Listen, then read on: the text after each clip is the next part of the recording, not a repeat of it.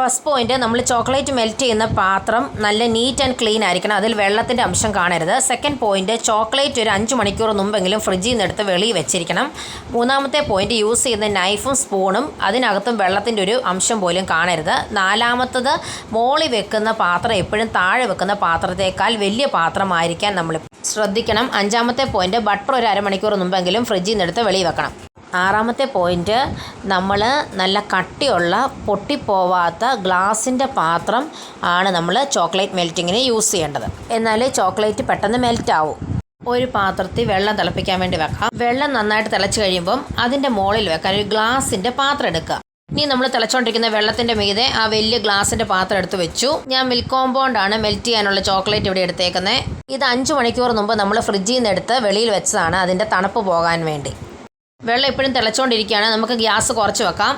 അതിലേക്ക് നമുക്കൊരു 125 gram chocolate ഇട്ട് കൊടുത്തിട്ട് ഒരു 30 ഗ്രാം ബട്ടറും കൂടി ഇട്ട് കൊടുത്തിട്ട് ആ ചോക്ലേറ്റ് ഒന്ന് കട്ട് ചെയ്ത് കൊടുക്കാം നമുക്ക്. എന്നാലേ പെട്ടെന്ന് മെൽറ്റ് ചെയ്ത് വരത്തുള്ളൂ. ഇനി നമുക്ക് നന്നായിട്ട് ഇളക്കി കൊടുക്കാം.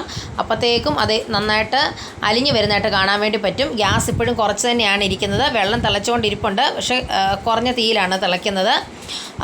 അപ്പോൾ ഇനി അത് ഇച്ചിരി ലിക്വിഡായി വരുവാന്ന് കാണുമ്പോൾ തന്നെ നമ്മൾ ഗ്യാസ് നിർത്തിയിട്ട് എടുത്ത് നിലത്ത് വെച്ചിട്ട് പിന്നെ ബാക്കി നമുക്ക് ഇളക്കി കൊടുത്താൽ മതി. അപ്പോഴത്തേക്കത് മെൽറ്റ് ആയിക്കോളും. ഗ്യാസ് കൂടുതൽ നേരം വെച്ചാൽ ചിലപ്പോൾ കട്ടയായി പോകാനുള്ള സാധ്യതയുണ്ട്.